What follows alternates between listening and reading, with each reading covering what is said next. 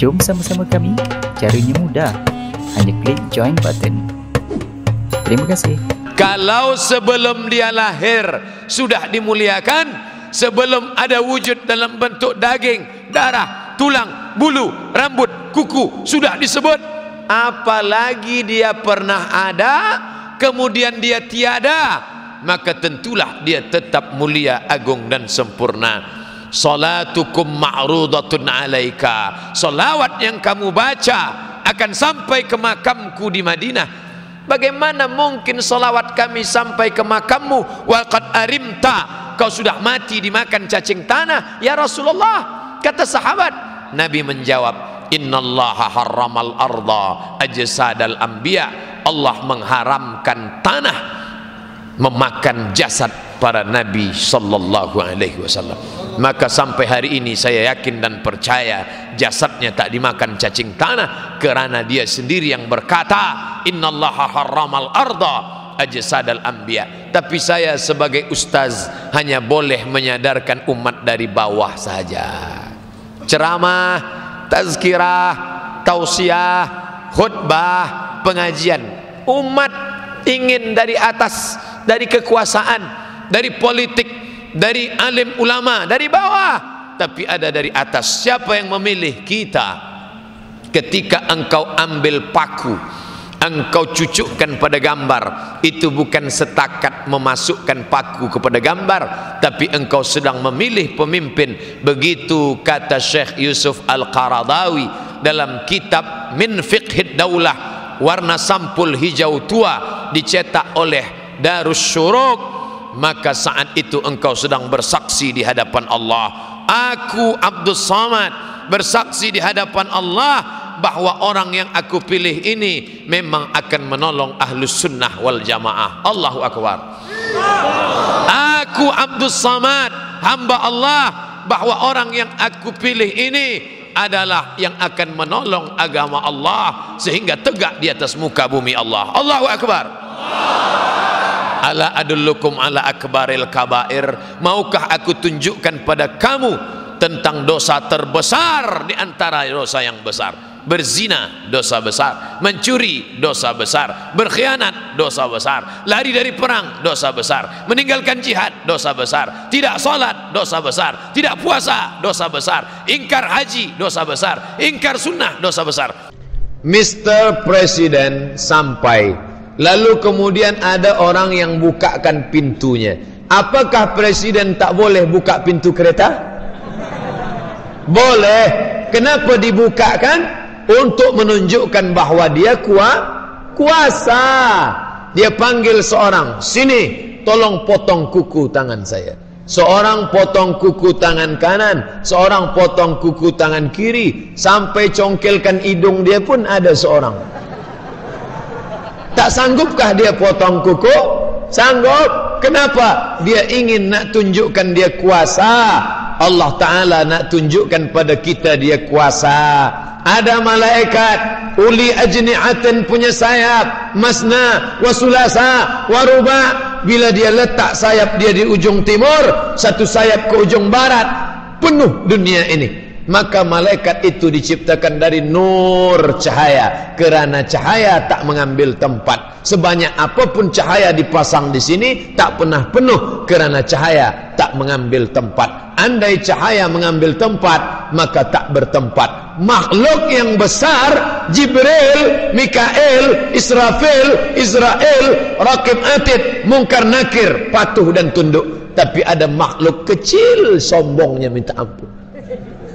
Malaikat dah lama geram menengok makhluk yang kecil. Ya Allah, aku pukul dia. Jangan dulu. Boleh jadi esok hari dia bertaubat kepada Allah. Fahamlah sudah mengapa Allah ciptakan malaikat yang banyak, supaya kita sedar diri, tahu diuntung bahwa kita ni bukan apa-apa dan tiada siapa-siapa. Kalaulah bukan kerana rahmat Allah, sudah lama rata dunia ini kerana banyaknya pendosa-pendosa.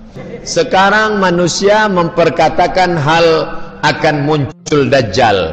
Pak Ustaz, apakah ciri-ciri pengikut Dajjal sudah muncul di dunia? Yang dikatakan sekarang sudah ada pengikutnya dari golongan homoseks, LGBT, lesbi, pemimpin yang zalim, golongan Syiah, Yahudi munafik, talam dua muka. Mohon pencerahan Ustaz untuk dikongsi bersama jamaah. Bila dia kata hak, maka itu batil. Bila dia kata batil, maka itu hak. Itu ciri sifat daripada Dajjal. Dia tunjuk langit ya sama imtiri, turun hujan. Dia tunjuk bumi ya ardi umbuti, tumbuh tanaman. Dia tunjuk mayat ya mayat mayat hidup. Orang sangka ini mukjizat, padahal ini adalah perbuatan yang dimurkai Allah. Maka jangan terpukau menengok dia berjalan di atas air. La tartar, jangan kau terpukau tertipu. Idza ra'aitar rajul, bila kau tampak ada orang yatiru fil hawa, terbang di atas awan, yamshi 'alal ma', berjalan di atas air. La tartar, jangan tertipu, kerana syaitan pun mampu melakukan itu. Tapi pandanglah pada istiqamahnya di jalan Allah. Pandanglah pada istiqamahnya solat berjamaah. Kerana sekarang sudah banyak Dajjal yang asli belum muncul, tapi cucu cicit Dajjal, kaki tangan Dajjal sudah bermunculan datang. Dia kata ini LGBT baik, dia bagi Nobel LGBT, dia bagi penghargaan LGBT, dia iklankan merata-rata tempat. Maka Dajjal sudah muncul. Maka syarat kita selamat daripada Dajjal lakukan 3. Yang pertama, baca surah Al-Kahfi malam Jumaat, pagi Jumaat, petang Jumaat. Baca awal surah Al-Kahfi 10 ayat bila mampu hafazkan anak-anak kita. Yang ketiga, sebelum salam, Allahumma inni a'udzubika min azabi jahannam wa min azabil qabri wa min fitnatil mahya wal mamat wa min syarri fitnatil masihid Dajjal. Allah tolong kita insyaAllah. Intan surullah, kalau kau tolong agama Allah, Allah berjanji yansurkum innaka la tuhliful mi'ad. Jangan takut pada Dajjal, tapi takutlah pada tak adanya pertolongan Allah. Jangan takut pada syaitan, tapi takutlah tak adanya istiqamah dari Allah. Minta tolong pada Allah. Idza sa'alta fas'alillah wa idza sta'anta fasta'in billah. Minta tolong, iyyaka na'budu wa iyyaka nasta'in. Allah berjanji, Allah tak pernah ingkar janji. Apa betul yang boleh menggugat tanah pusaka cucu pertama dalam keluarga tersebut? Anak-anak ada, kenapa cucu? Anak, kalau ada ayah, saya datuk, saya punya anak, saya punya cucu. Maka kalau saya mati, yang berhak anak-anak saya. Kecuali kalau anak mati baru ke cucu. Ini cucu tak tahu diri. Kenapa dia bicara? Ayah dia masih ada lagi. Ini cucu yang tak sabar nak dapatkan harta pusaka. Itulah mengapa masukkan anak cucu kita sekolah agama, supaya dia tahu mana hak, mana kewajiban, supaya tahu dia mana yang boleh dia ambil, mana yang tidak. Masalah dia berilmu sains, teknologi, medikal, teknikal amat sangat baik, tapi masalah dia faham, tunjuk ajar ilmu agama, inilah yang menjadi bekal dia.